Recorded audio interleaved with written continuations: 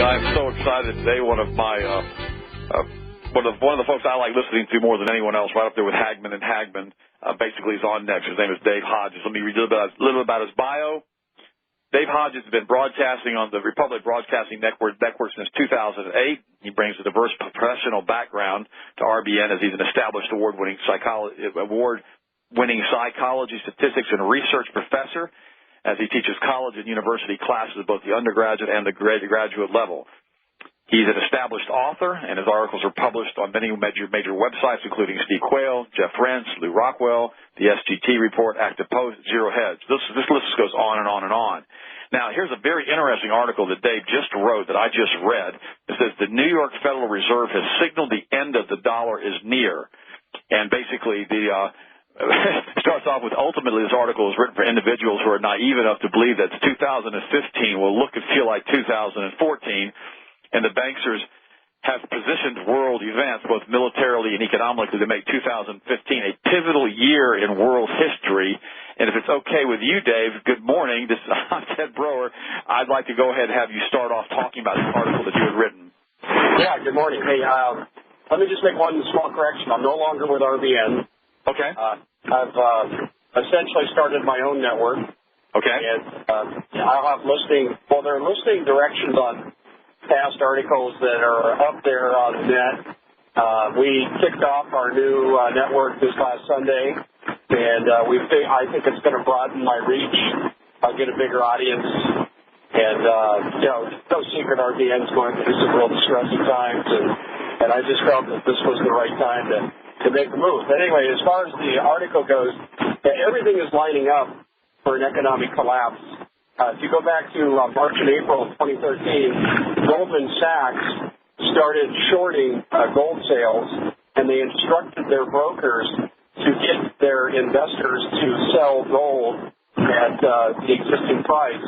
Then they proceeded to drive the price of gold down so the elite could buy up the gold. And now they've basically released gold from the various globalist institutions like the World Bank, and they're releasing it to European countries that were livid that they had their gold withheld. Germany, Denmark, countries like this were owed this money by the New York Fed, by the World Bank, and now that gold's being released, and I see that as a signal that the elite feel, okay, they've got enough gold in place, so when the dollar collapses, they'll have everything in place that they need to engage in their preferred medium of exchange. It won't be the dollar, it'll be gold.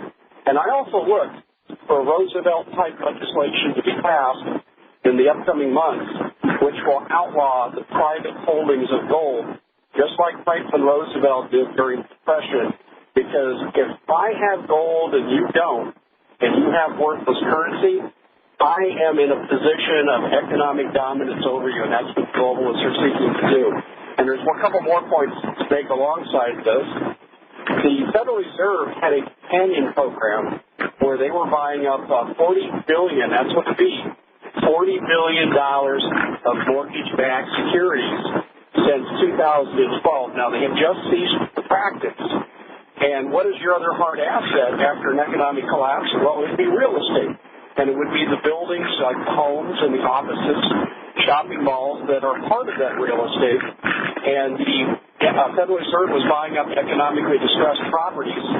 And this is also what's behind the MERS mortgage fraud. And I have an announcement for your listening audience. They have not seen this. The 7th Circuit Court of Appeals in Illinois ruled just this morning, on January 6th, that these MERS mortgages with the upholdable in court. Okay, Dave, I need to get to you, Dave. Dave, we're coming up to a break right now. Dave, I apologize. I couldn't hear what you said. You had me on the edge of my seat, and you said a new ruling just came forth this morning, something about the banking and the real estate. Could you please repeat that? Yes.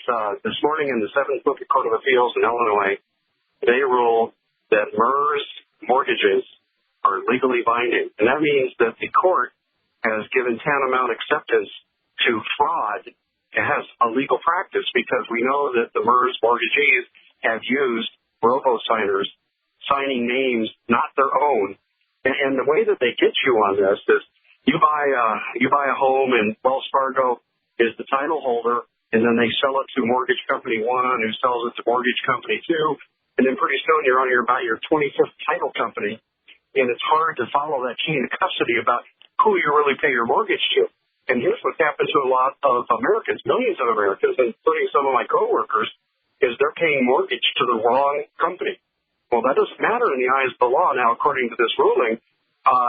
Whoever says they hold your title can take you into court and repossess your home. And so this is all part of the scheme that's being enacted by the globalists, where they're trying to get all the hard assets that will be of value after the economic collapse of the dollar. Whether you know what's interesting? Real estate. You know what's interesting about that, Dave? I got a friend of mine. His name is Ken, and he owned a bunch of apartments. And he got caught up in this mortgage got transferred. So finally he said, look, I don't even know who owns the paper on these houses anymore. I need to know who we are, who am I need to pay this to. So he actually went in with a forensic audit. It cost him like $6,000 per property that he had. They went and did a complete chain of title on the forensic audit to try to figure out who owned it, showing that all these things had been robo-signed and none of this stuff was legitimate. And the judge ruled in favor of MERS against him, even though he had a forensic audit to prove that the people who claimed ownership of the property did not own it. There is no rule of law when it comes to this. You're absolutely right, Dave. Well, there's no rule of law in this country at all anymore. I mean, the rule of law exists to keep people like you and I in line. But in terms of the elite, they do whatever they want, whenever they want.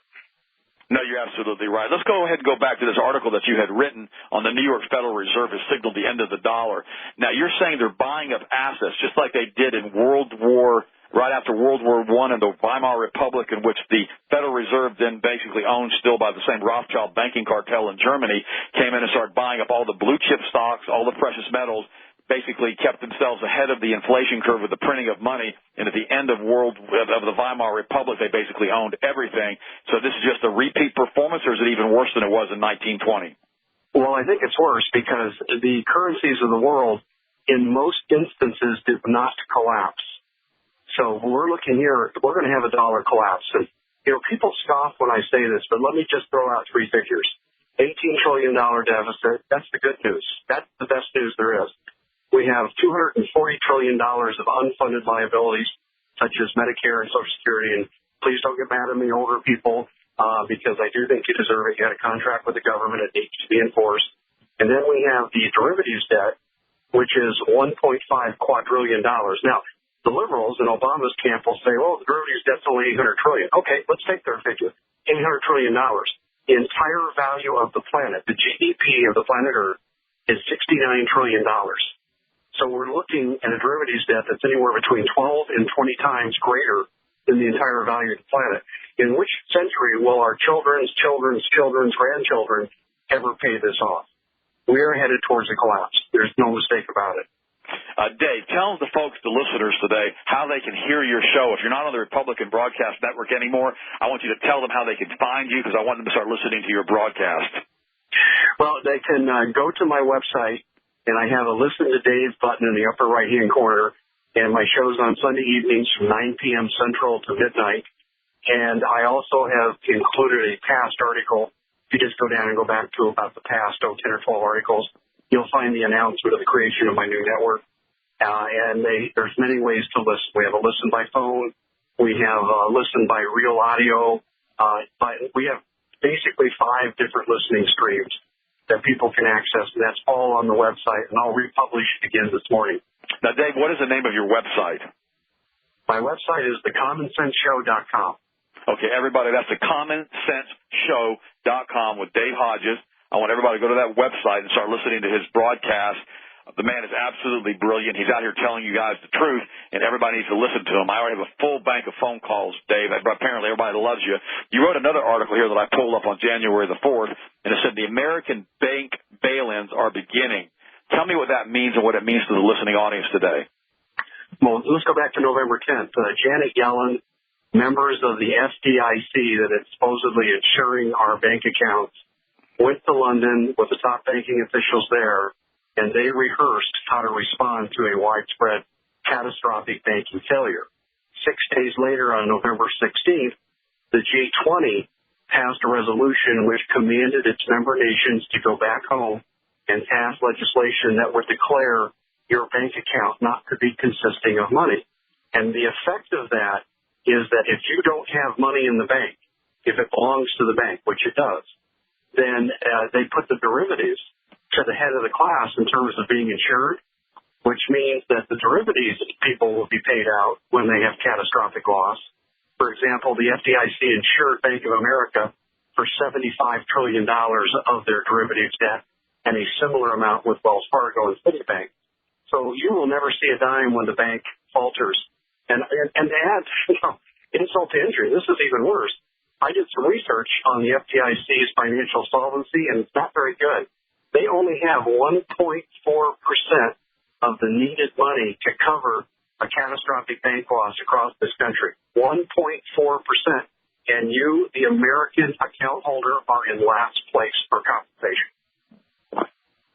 That's unbelievable that it's that bad. I had no idea. I thought it would be like more like 40 or 50%. I had no idea it was 1.4%, which is basically they've got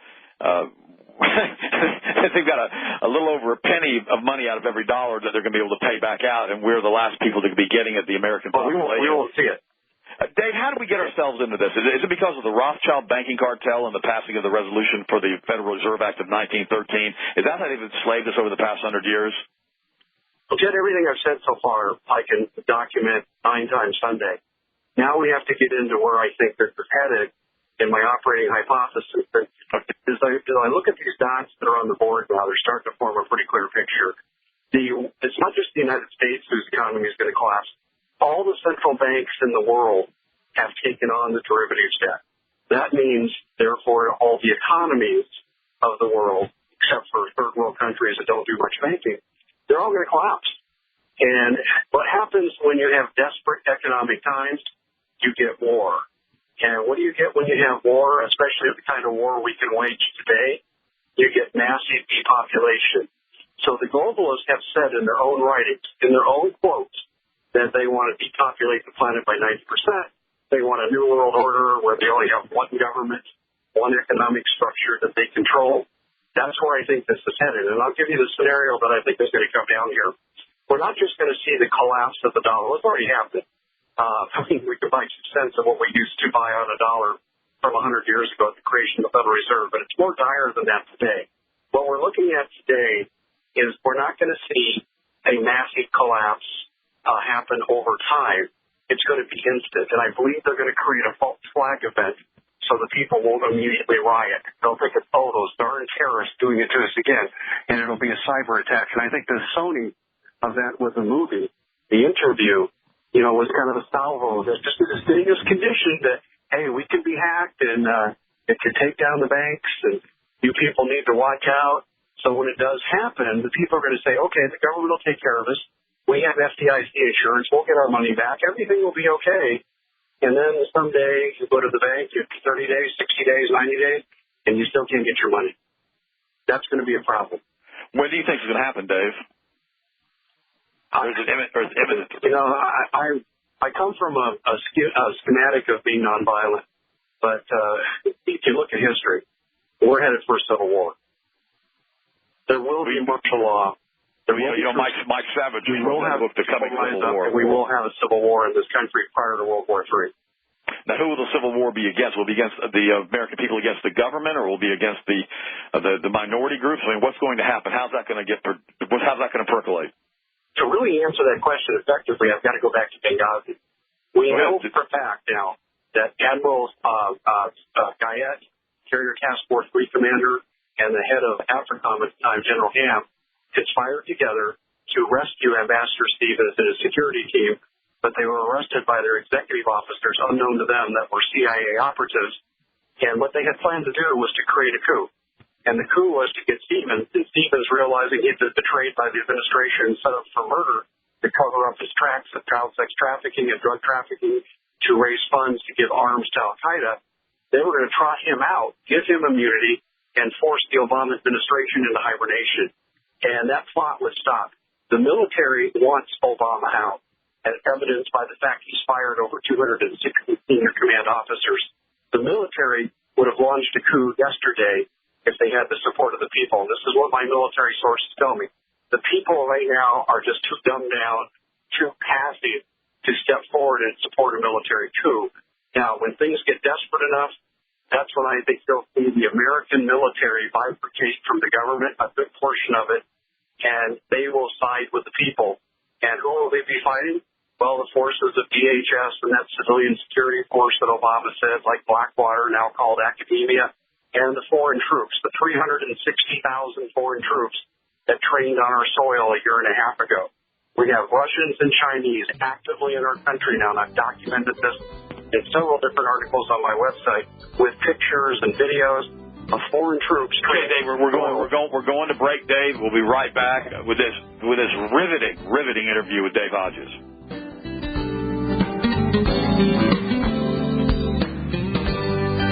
Absolutely being just riveted to the doggone telephone to listen to Dave Hodges this morning. I mean, he has said so much in the last few minutes, and one comment that he made strikes me particularly, and that's the dumbing down of America and how we've been so dumbed down. I've got a website, healthmasters.com, and I've got a newsletter that we send out every single week that you can sign up for absolutely free, and we'll go into detail of what Dave just said is how we're being dumbed down. We've got fluoride that's dumbing us down. We've got immunizations that's dumbing us down. We've got tricyclic antidepressants that are dumbing us down.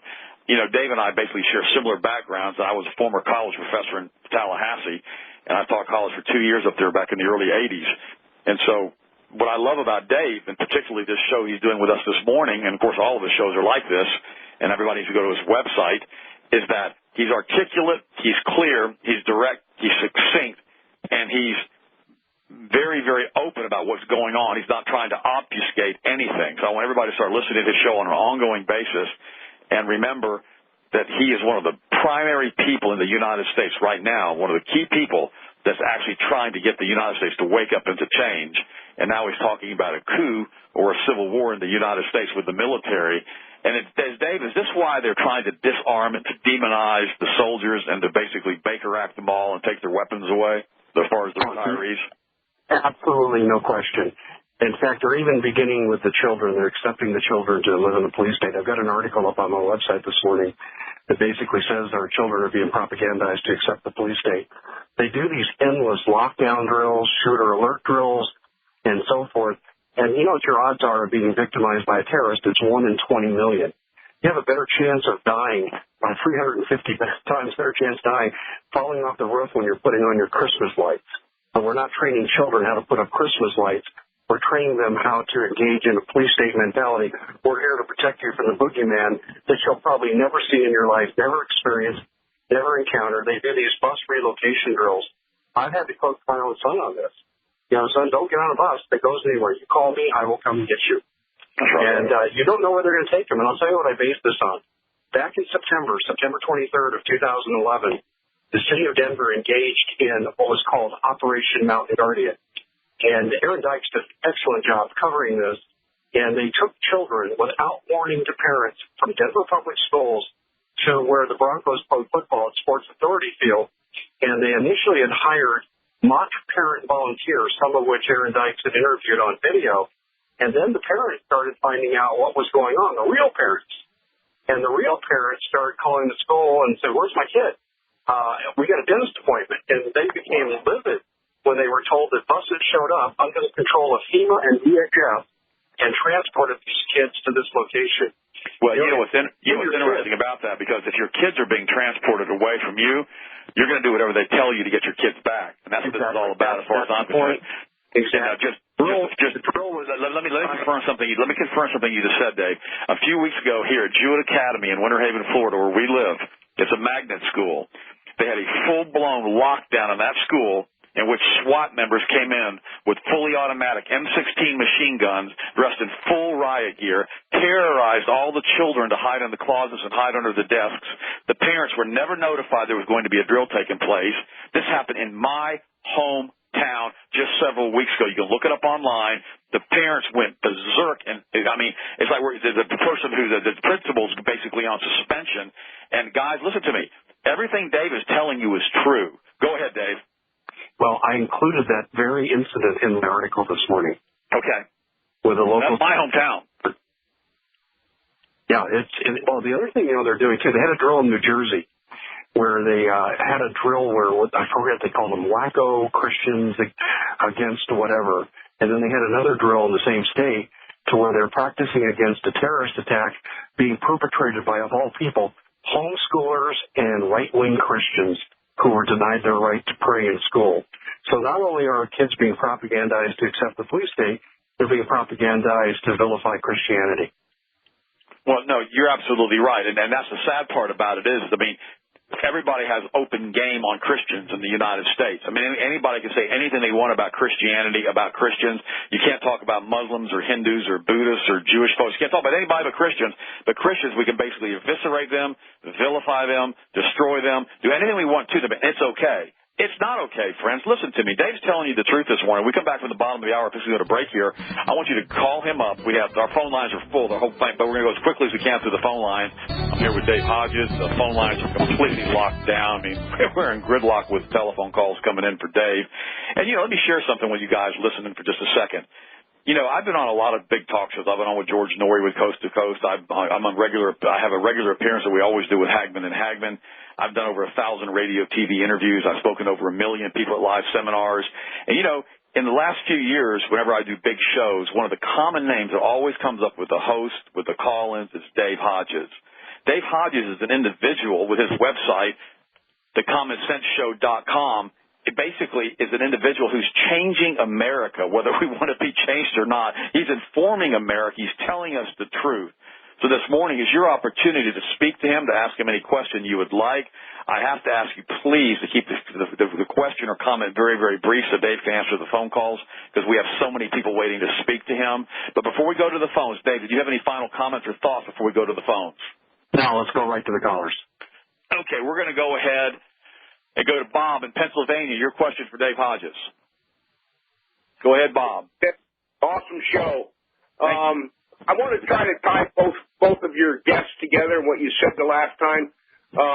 The Bible can only be understood if we understand the way it was written in the Greek and the Hebrew. So actually we need a Strong's Bible Concordance to know and understand what exactly was said. Okay, what's your question, Bob? All right. It's not a question, it's a statement. Okay. And basically I hope I open up people's minds with this statement. In the Bible it says that Eve told God that the Satan, that serpent, beguiled her. One word, beguiled. That's right. Changes the whole meaning of that statement. The word in the Greek and the Hebrew means wholly seduced. So thusly we have a liar, a cheat, and a seducer. After that, Cain was born. The Bible says that she gave birth to Abel. That one word in between meant she continued in birth. They were twins of different parents, good and evil. Cain killed Abel over the offering. This whole world is evil and good at the same time. The only thing that we can do to overcome this is to do what the Israelites did in the desert. The word manna means, what is it? It's the Word of God. We need to eat the Word of God on a daily basis. Bob, I agree with you. Thank you so much for your call. Dave, what do you have to say about Bob's comment? Well, ultimately, at the baseline level, he's correct. This is a fight between good and evil. In fact, I've actually done a paradigm shift with the Common Sense Show. Starting about 1.5 years ago, I started writing a little bit more about spirituality. Good. For us to defeat the globalists, we need to employ spiritual means, because right now they control all the important power centers, and our rebellion led by the people will not be successful. It will be crushed instantly.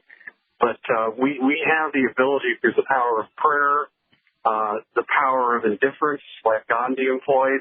We do have the ability on spiritual level here to fight back if we would just use those powers. You know what's interesting? This morning I read a whole article that had been written by, well, it wasn't the whole article, it was part of an article that had been written by Paul McGuire. He said the exact same thing, that we have the ability to go into prayer and change these strongholds, and that these globalists who basically deal in evil, they know how to open up these portals and these strongholds, and that's how they've basically taken over the planet. Renee in North Carolina, go ahead. Renee in North Carolina, go ahead. Yes, I have a comment. You know, Yes, people talk about the elite masters a lot, and the Illuminati and the Rockefellers, but these are very few, basically often old men meeting in rose-paneled rooms in New York and D.C. They are powerless masters without the people, the yes men, order followers in government and the corporations, millions of them, who are willing to sell out their fellow man by becoming overseers and house slaves who carry out the orders of these people. If these people would stop doing this, our masters would have no power to do this evil because they don't do it themselves. Excellent comment. Thank you, Renee. What do you think about that, Dave? I agree, but we've seen the minion mentality throughout history. I mean, we had accountants and lawyers serve as Nazi death camp guards and put millions of Jews to death. So in terms of what Renee said, I agree in principle, but many people today are placed in positions where they can't refuse. Look, it's just a senior grade military officer if they don't embrace Obama's philosophy of government. They're gone. Their pension's gone. But you're absolutely right. I've watched them fire hundreds of top generals and colonels and who knows how many captains and lieutenants that are gone. I mean, it's ridiculous what's going on in the military and how it's being purged for basically the King Obama to do the will of the globalists. David in Indianapolis, you've got a question or comment for Dave Hodges. Yeah, mostly is confirmation of repentance and turning away from our sinful ways, and then we can come to the Lord and ask Him for His intervention. But I think too, you're 100% right. It's not so much about the money; it's about the titles, and it's not so much about paying off the debt, but it's enslaving everyone forever in the lie that we are paying off the debt. The debt's too big to be repaid. The slavery is the only logical reasoning for this. Thanks for calling, Dave. What do you think about that, Dave? Well, I think he's right. You know, and to kind of dovetail his comment with Renee's, I have a good friend, Vance Davis, who was in the NSA, and he told me that his training in the NSA was that this is indeed a spiritual warfare that's going on in the cosmos. This is actually NSA training.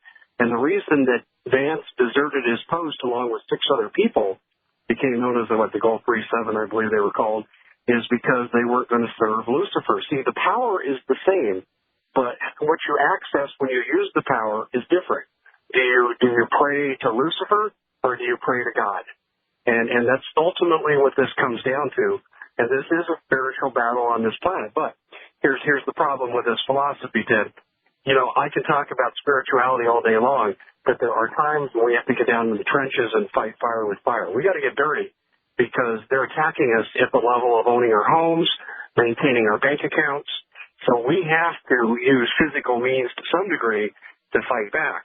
Now, ultimately, as I said, I agree with the spirit of what a lot of the callers said.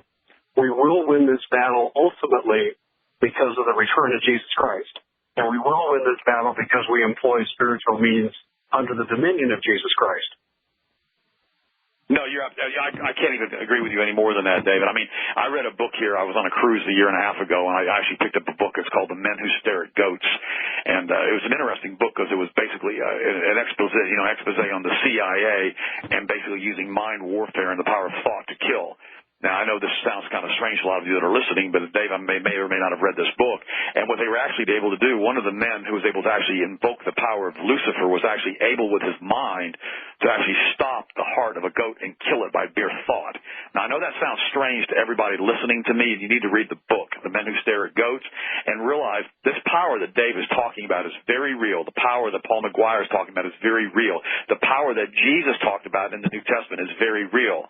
And Dave is absolutely correct. People are empowered by this Luciferian doctrine, and they don't even realize that they're pulling the same power out of the cosmos that could either be used for good or for evil. Where God tries to save lives and do good things with the power that He put here, Lucifer has basically changed that power and basically made it for evil. And so Dave is absolutely right again in that we have to get down in the trenches and we have to stand firm against what's going on. We've got to buy, tangible assets. We've got to try to get our debt paid off. We've got to try to stand against what they're doing to us on the global level, and the corporate level, and the Bible level. In fact, I was talking to my wife last night. This is interesting when you think about what Jesus did. Jesus overturned the moneylenders' tables in the New Testament. Just shortly thereafter, they had him crucified because they were the powers to be. And then he said it very succinctly. He said, the love of money, of greed, of power, of avarice, I guess you could extrapolate that if you wanted to with the Greek, is the root of all evil. And see, this is what it's all about. It's about the battle for men's souls now. It has nothing to do with the assets because, like Dave said, they already have 10 times the world's total GDP and derivative debt. How in the world is that supposed to be paid for? It's impossible. Let's go to the next call. We've got Eric in New York. Go ahead, Eric. Troops, but I just had to make a comment on what you were just talking about, and I wanted to kind of make the point that I'm hearing people say that there's the spiritual battle and then there's the physical realm, as if the two were somehow kind of separated, and I want to make the point that the two are absolutely as one. When you fight the battle in the physical realm, standing against tyranny, supporting the oppressed, helping the needy, you are automatically fighting these spirits battle on the spiritual realm by your physical actions. It's not a one or the other, and that's going on there, but we do have to do stuff here as well. You do stuff here, you're doing stuff there. In other words, you fight the battle here on the physical realm against the demons that are in physical form. You're automatically fighting the spiritual battle. You don't even have to worry about transcending into some other dimension or atmosphere to try to win the battle over evil. And Eric, thank you so much. Go ahead, Dave. What do you think about Eric's comment? Well, I look at Eric's paradigm a little differently. I mean, fundamentally we're the same, but I look at it like a Venn diagram. There's the spiritual, there's the physical, and there's the intersection of the two. When a man comes to my door to arrest me at 3 a.m., take me to a FEMA camp, and I'm there with a shotgun, that's clearly the physical realm. When I'm praying that this man never shows up at my door, and he doesn't, that's the spiritual realm. Mm-hmm. And I do think there are differences between the two. I agree with you, Dave. I believe that we have the access to the spiritual realm, or the fourth dimension, as many like to call it, by the power of our words, by the power of thought, by the power of prayer. I've talked about this many times on the different levels of dimensions of the universe, that we basically are like a multi-level chess playing field, and these people that basically, these demonic entities and these people who worship Lucifer, they basically have learned how to access the energy or the power of the universe for evil. And we can do the same thing for good if we access the same portals and the same prayers and the same things that Jesus taught us to do, as far as basically bringing God into the mix. Well, yeah, Ted, let me address that for a second. I have actually done a meta-analysis, an informal one, of the power of prayer. And by my count, and there's not enough to say this is statistically significant yet, but the trend curve is there. And that's the studies, scientific studies that have been done on the power of prayer. And what they've done is conducted these double-blind studies where people in one location will pray for people in a hospital in a different city, and all they have is their condition and their first name, and they never meet them. The people being prayed for don't know they're being prayed for. And then they choose a control group in another hospital with similar conditions, and these people are followed as to their longevity, their life expectancy, and the people that are prayed for have a 60% higher survivability rate in terms of time frame. And basically this has been done with, I believe, people that had congenital heart disease. So we have scientific evidence to show us the power of prayer does work. Well, you're absolutely right again, and here's why I say that. We're in a holographic universe. We all know that now. Physics has proven that. We're basically thought energy beings, and we're all connected by there's no locality in with us as far as even at the proton level. In other words, everything's everywhere at once. There's no such thing as time, according to most of the physicists now. And so when we pray, we actually connect ourselves into this realm of the unseen. That's why many times, how many of you listening right now have gone to call one of your friends, you pick up a telephone, it didn't even ring, and your friend is on the other line trying to call you. That's exactly what we're talking about, the forces that are unseen, the things of faith. And that's exactly right. And see, when we understand that about the power that we can release through prayer, through the dunamis, through the dynamite of prayer, then we begin to realize very, very quickly that we can change the very fabric of space-time by the words that we speak and by the words that we pray. Let's go back to the phone calls. We were swamped with phone calls. Jim in West Virginia, go ahead. Am I there? You're there, Jim. Go right ahead. Your question for Dave Hodges. I have two very fast, very sharp points. Good. The last time I checked funding with FDIC and the amount of deposits and ran a calculator, I can do that. It was 1/4 of 1 penny for every deposit. That's the same as insuring a $100,000 house for $250. Okay, point two. The second and third worst scams in U.S. history are the MERS scandal and the International Property Maintenance Code that gets no traction. It's been on the books for 14 years. Okay, thank you, Jim, for the call. Dave, are you familiar with the International Property Maintenance Code? I've not heard of that. Yeah, I think I am, and I'll tell you how it's going to be used. The Agenda 21 people, and who told me about it? Rosa Corey and Deborah Tavares have talked about this. When Agenda 21 is fully implemented in your neighborhood, your local authorities have the ability to come to your house and say, you will make these improvements on your house to make it more energy efficient, and if you can't afford it, you lose your house. Wow. Okay, let's go to Dave in Arkansas. We're almost to a break. Dave in Arkansas, make it quick. Oh yes. What do you think of veterans today's viewpoint that Obama, firing the military is a good thing because they think that Obama is going to put them in with good people? I think they're being deceived or they're the controlled opposition. I don't know. Can you repeat what he said? He broke up a little bit on my end. I'm sorry, Dave. He was talking about Obama and firing military personnel and how they thought that was going to be a good thing because they're being replaced with controlled opposition. Dave, could you repeat that question? I didn't quite understand what you were trying to say.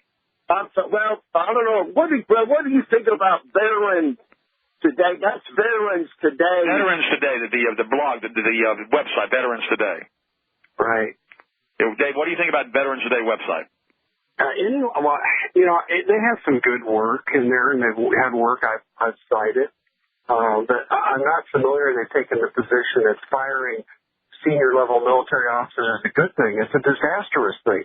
And just as a historical precedent, Stalin almost lost World War II because he was so paranoid before the Germans attacked him that he had purged his military and had killed most of his senior-level officers. He didn't have leadership. That's right. And it was only through the determination of the Soviet people were they able to stand up and repulse the German attacks at the gates of Stalingrad and so forth. So when you look at history says you don't take apart your military leadership. That's insanity. And if anyone at Veterans Today is saying this is a good thing, I would fundamentally disagree with them. I've read a few of the articles on Veterans Today, David. I've never read any of that from them. In fact, just the opposite of what I've read. Just the opposite. Okay, let's go ahead. We've got Phil in Florida. Go ahead, Phil. Hello? Yes, Phil, go ahead. You got 1 minute till break. Go ahead. Yes, my concern is that we have focus on Obama purging military. I'm a long-time listener to the Power Hour. I really believe the problem we have here, whether it's intended or not, is fostering this left-right divide. I'd like to see that these conversations begin with the 9/11 coup and how Bush and Cheney also purged the military for the fellas that wouldn't go along with their illegal wars and they wouldn't go along with Cheney's desire to attack Iran. And also the tyrannical police state legislation that came after 9/11 there. I think it would serve America and we the people a lot more, and maybe start with you guys, to go from 9/11 up to date and not just make it about Obama. Because hang on 1 second, Phil. We're going to address your question when we come back from this break. Everybody stay tuned for the final segment with Dave Hodges. Dave Hodges, college professor, talk show pioneer, name it. He's pretty much done it. I want everybody to go to his website. We are being deluged with phone calls at our switchboard asking for Dave's website. I'm going to repeat it several times, thecommonsenseshow.com. I want everyone to basically listen to the show. Dave, when does the show come on live? You're talking about my show? Yes. Mm-hmm. Yes.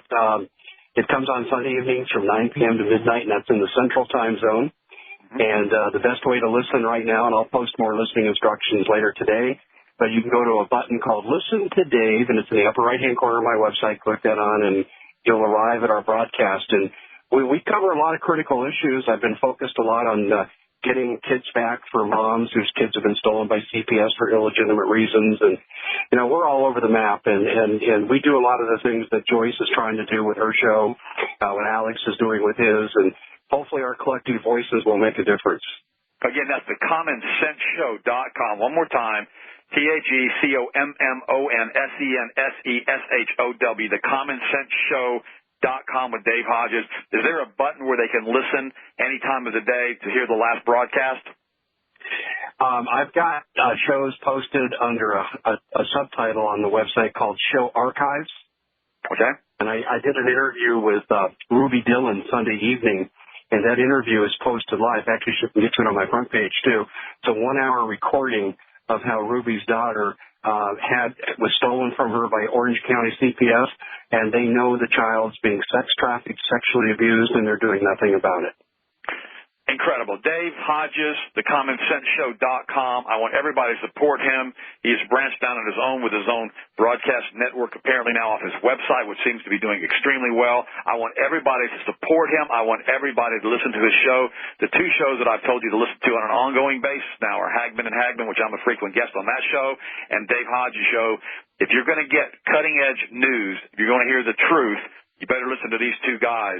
Let's go ahead. We won't have time to finish all the phone calls, but I won't be able to go back to Phil. But Phil made a comment to you and to I, Dave, about partisan politics, I guess is what he was saying, that we need to start back with 9/11 and realize that the Republican Party was neck deep in all of this.